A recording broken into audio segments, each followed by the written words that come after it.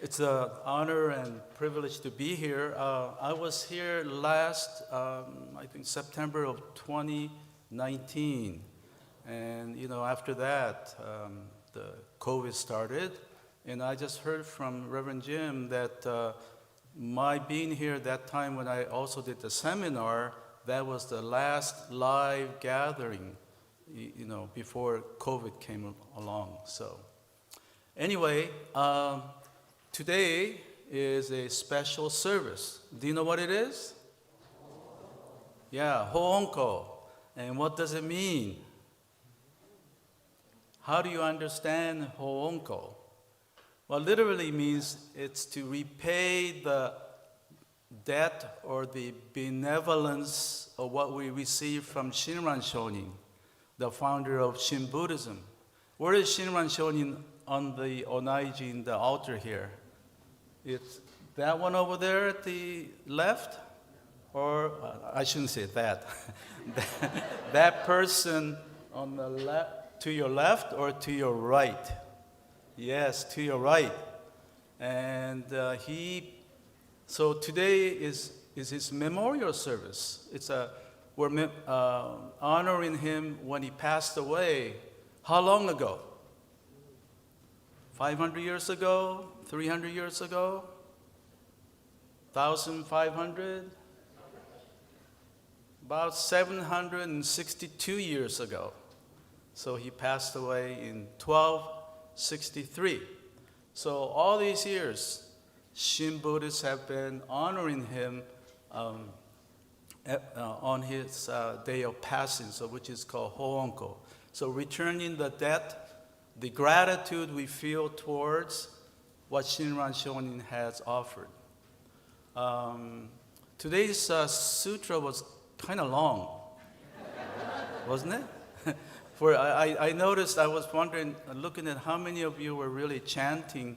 And most of you were chanting, but some of you were just, sitting and wondering when this long sutra will end. Actually, you can take the time, the opportunity to kind of sit quietly if you don't want to chant. I mean, you should chant, but, sit quietly and reflect. Or look at I don't know which book you're using. Does it have the English at the bottom? Oh, okay. So you can look at it and see at least what it's saying, what it's being said. Shōshinge, it's a gatha or verses on his awakening experience called Shinjin. And he talks about Amida Buddha. And where is Amida Buddha on the altar? Okay, those of you, the younger people, where is Amida Buddha here? Huh? Yes, very good. In the middle. Okay, so Amida Buddha is in the middle. So the Shōshinge talks about Amida Buddha for the first half. And then what does the sutra talk about in the second half? Does anyone know? Second half.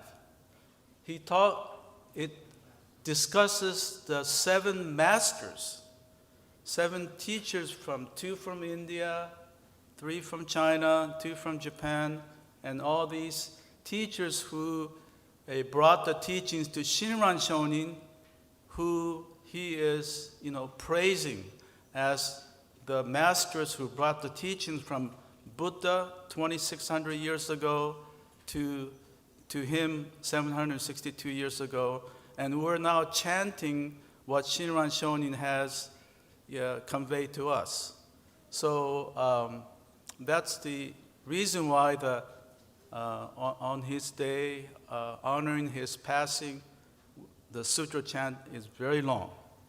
Anyway, so it's gratitude for what we have and what he has given us. And so, gratitude is a very important part of our Jodo Shinsho tradition. And I'm feeling very grateful today, not only because I'm able to be here again. It's been 5.5 years almost. And also, yesterday, my wife and I, we flew in from San Francisco. We had a kind of a bumpy ride. And And especially when we were landing at John Wayne Airport, it was really bumpy, and I don't like to fly personally. I actually told my wife, we're going to drive from San Francisco or Berkeley, where we are. We're going to drive, and she says, no, how old do you think you are? You know. And actually, we live half the time in Japan, 6 months in Japan, 6 months here. And so in Japan, I don't drive because in Tokyo, you don't need to drive. And so coming back here, it is one of the more challenging things to drive on the freeway. So she didn't want me to drive, especially all the way to LA. But anyway, the reason I would have preferred driving. And as we were landing at John Wayne Airport, it was getting really shaky, and we're about 500 yards above before landing, and then it began to take off again. I have never experienced that in all my life. And I was pretty kind of concerned, is a word, and I think everybody else was. And then after we flew up, the pilot said, well, we had strong north wind, so we had to do it over again. And so we obviously made it. But for a while, I thought, gee, you know, we never know. And so when we landed, everybody started clapping. Yeah, I can understand, yeah. And then as I was leaving the airplane, we were one of the last ones to leave, and one of the pilots was coming out, and I said, boy, I've never done one of these things.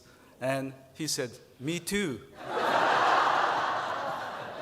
And I said, well, anyway, I think he was, I hope he was joking. But really, but it was, so anyway, I feel a sense of gratitude just being here. And actually, as I get older, every day I get up in the morning and I'm still here. And everything we experience, you know, of course we complain about this and that, but fundamentally, I think if you understand Shin Buddhism and Shinran's teaching, you would feel a sense of deep gratitude for just being here, just being able to drink this water. You know, this water is like a miracle. It's liquid diamond. You know, I sometimes feel like, wow, you know, water is, you know, amazing. We have water, and we can't live without water. You know, we're 75% water. Anyway, so my talk is entitled Cliffhanger, How High is a Cliff? And this is a humorous tale, a metaphor, and I hope the children like it. I think it may be a little hard for younger children, but anyway, I also want to mention, see, do I have, okay. Oh, okay, I don't have the, before I go to that, I want to share one passage, which I think I didn't put it in the slide of the PowerPoint, but one that I like, passage that I like of Shinran Shonin is this passage. Oh, how happy I am. My mind and heart are planted in the soil of the universal vow of Amida Buddha, and I let my thoughts and aspirations flow in the inconceivable Dharma ocean. Now, I won't go into the latter part, but what I want to emphasize is the first part, how happy I am. You know, Shinran Shonin, you look, well, often his depiction, he looks very stern, and, you know, he doesn't seem like he has any sense of humor, but fundamentally, he eventually realized a life where he felt very, very happy. So he was a happy man fundamentally. So that's important for us, that by learning the teachings, we become happy, fundamentally happy. Sure, we have ups and downs, but fundamentally happy. So, oh, how happy I am. he's not very emotive or emotional, but in this passage, in this, magnus opus called Kyoto Shinsho, he is very much that. Oh, how happy I am. So now I want to share a parable from early Buddhism, the teachings of the Buddha, and I'm sure Shinran Shonin would also have understood this and really promoted this. So the story goes like this. Hey, children, can you look at this? Here, look at the screen here. Okay, here is a man hanging on a cliff. For him, it's 100 yards down. Okay, listen carefully because I'm going to ask you a question afterwards. Okay, see the man standing on the cliff? It's 100 yards down. 100 yards is pretty far down. It's size of a length of a football field, right? And so if he fell, what happens? What happens if you fall from a cliff 100 yards up? I don't think you're going to survive. You will die. So if you were there, what would you do? You hang on for dear life, right? Okay, and which he was doing. So he needs help. And then here, and the Buddha appears above the cliff. And he says, "Oh, Buddha, save me. Please save me. Please save me." Okay? So he's so happy. If anyone can help me, the Buddha can help me. Then the Buddha says, "I will. Let go." Well, what do you think? He's hanging on for dear life, and the Buddha says, "Let go." Right? How would you feel if you're that man on a cliff? Let go of your hands. Okay? And so he probably thought, how cruel. You're supposed to be compassionate and help people, but you're saying let go and you want me to fall 100 yards down and die? And the next slide, this is the punchline. What do you see? What do you see there? He's not 100 yards high, he's only 1 yard high. Isn't that good? Oh, you got it. Oh, good. I'm glad because I was afraid that the adults probably will get it, but the younger kids. But anyway, so he thought it was 100 yards high, but it's only 1 yard high. And from the Buddha's perspective, a lot of things that we make things into a mountain out of a molehill. From the Buddha's point, it's just a molehill. Small, little molehill. But sometimes we make it out of a huge mountain. And so that's the point of this parable. That often we think it's end of the world, end of my life. But it's really not. And to see the whole thing, this is the whole, I will. Let go. I'll help you. Let go. See that it's only 1 yard high. And so, having talked about this, I am very guilty of making, mountain out of a molehill.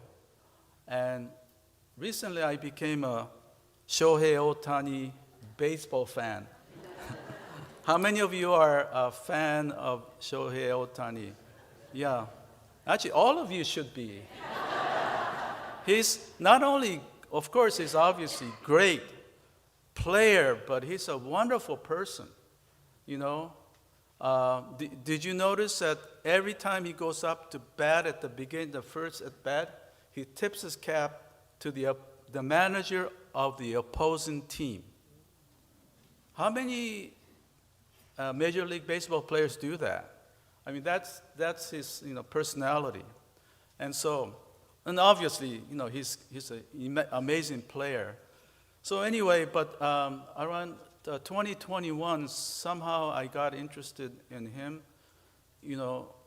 People say, oh, obviously because he's Japanese, and that obviously is true. But I never took interest in Ichiro. I don't know what. Ichiro, maybe some of you don't even know Ichiro, some of the younger people. But anyway, he's a Hall of Famer eventually. But anyway, so recently I was watching a baseball game. In Japan, they show every game, and then so I was done watching, and he comes up to bat, and it was like, I think it's two men on base, and it's only one out, and it was could turn the game around, and what does he do? He hits into a double play. And I said, oh man, oh my God, what are you doing? I'm catching myself yelling, because to become a fan, when you really become a fan, you really get involved, don't you? I mean, we say it's just a game, but that's the nature if you become really involved as a fan. And I feel a little embarrassed, but I give these talks, but when he hits into a double play like that, and says, what are you doing? And quite a little upset. So that's an example.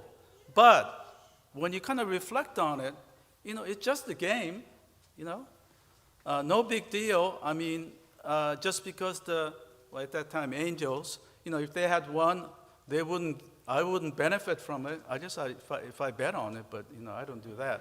So anyway, it's just as someone said, it's the most important things among the unimportant things.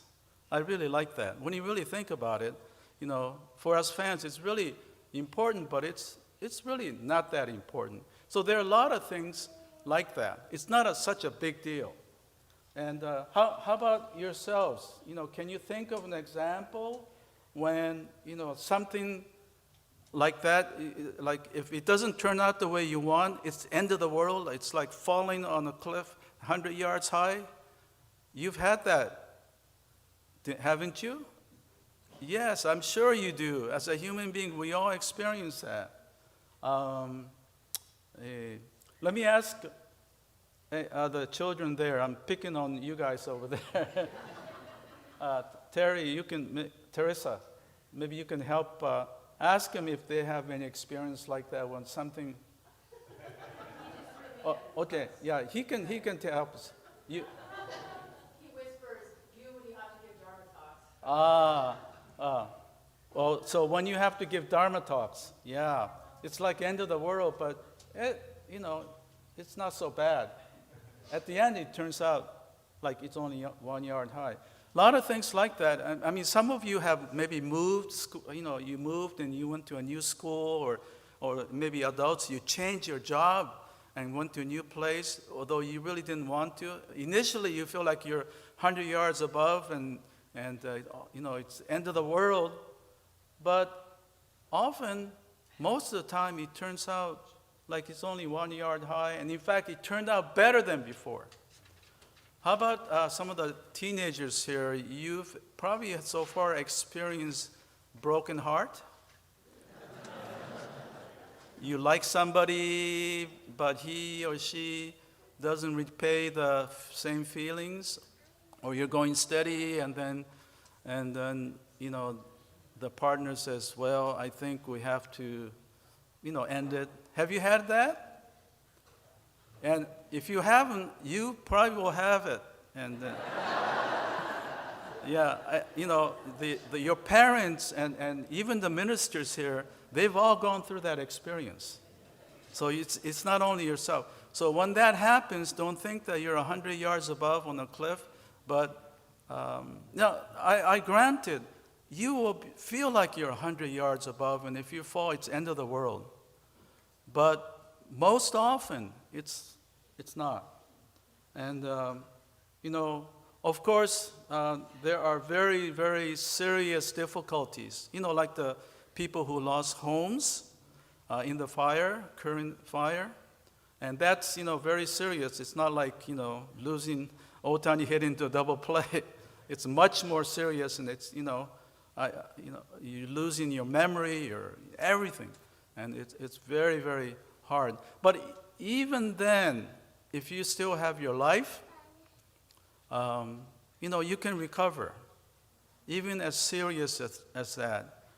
I'm not going to tell them how they should feel, but if I were in their shoes and if I had lost a house, I probably would say, well, at least we have our lives and we have a family and we're safe. And that's the way to do it. And I'm sure a lot of the Buddhists here will feel the same way. Difficulties happen, but we don't want to get too caught up in the suffering and move on. And that's the attitude of Buddhism. And this is really much harder, and I wasn't going to...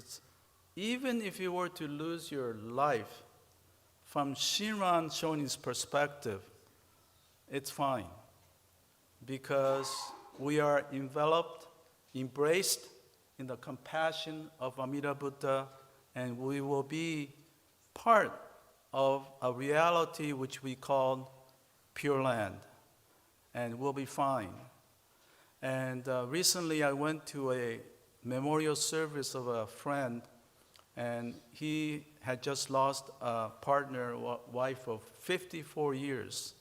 And I saw him and I expressed my condolence, and he said, and he's a very devout Shin Buddhist, and he said, well, I will be fine.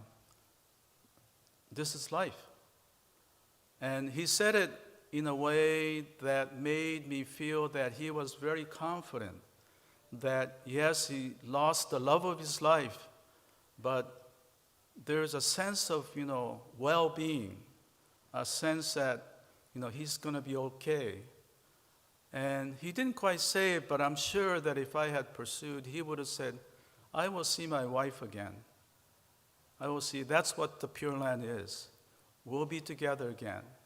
And so it's that kind of faith or trust that will be developed if you pursue the Shin Buddhist path, or any Buddhist path, or I would even say any true religion, whether it's Christianity or Islam. But for us, those of us who are Buddhists, there is truth here, but it's up to you to really come to that feeling. And it takes effort to come to the service like this, listen to the Dharma, read, and I will guarantee you, or Shinran Shonin will guarantee you, that if you pursue the teachings sincerely with dedication, you will arrive at some answer for yourself. And so let us take this opportunity on this Hō-onkō to continue to appreciate and study the teachings and hear the Dharma. And you will definitely arrive at that confidence that we have.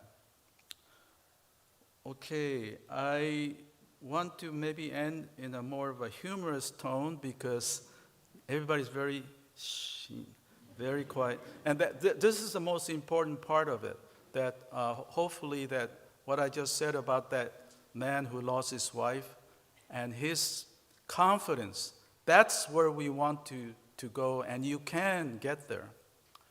But ending on a humorous note, I like humor, Buddhist humor, and if you have read my Jewels book, it's filled with humor.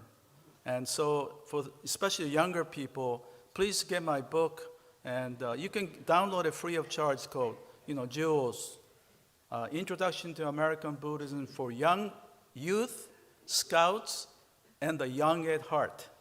So the young adults who are young at heart. But so it's not. This is not in the book.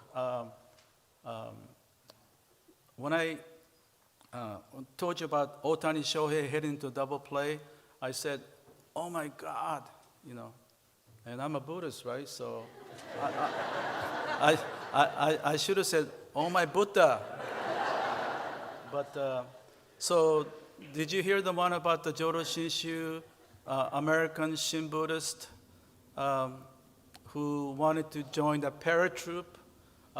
He wanted to become a paratrooper. So he finally joined, and he got his wish and became a member of the airborne unit. And he's learning how to fold a parachute. And the sergeant is telling him how to do it, and he's folding and following instructions. And so he gets this concern, he probably, so he says, "Sarge, what if it doesn't open?" And the sergeant says, "Don't worry, you have a spare, and that one, so you have that, and that will definitely open." So he said, "Oh, good, okay." So he gets his training. Finally, the day comes for him to jump off the airplane, 10,000 feet or whatever high. But he gets cold feet and doesn't want to jump off. But the sergeant says, "No, you got your training, you got to do it." And he just pushes him off. And so he's falling through the air, and the time comes for him to pull the cord. He pulls the main chute, and it doesn't open. What should he do? The main one doesn't open. Okay. He has a spare. So he pulls that one, and that doesn't open. And he goes, "Oh no, the only thing," so he's frantic, right? The second one doesn't, he's falling through, and so he starts saying, "Namanda, Namanda, Namanda, Namanda." He's praying to Amida Buddha. And the golden hands of Amida Buddha come and catches him. And he goes, "Thank God." He's American, right? So, thank God. And there are two versions to that. What happens after that? So when he says "thank God," one version is that Amida Buddha's golden hands open up. Or even worse, it goes. No, when I heard that, I don't think that person understands Shin Buddhism. Because Amida Buddha is not revengeful, just because he's, the guy said a word of another god, he's not jealous. He's all compassionate. So Amida Buddha catches him, and he brings him all the way down, gently to the ground. So that is the spirit of Amida Buddha, is all compassionate, unconditional.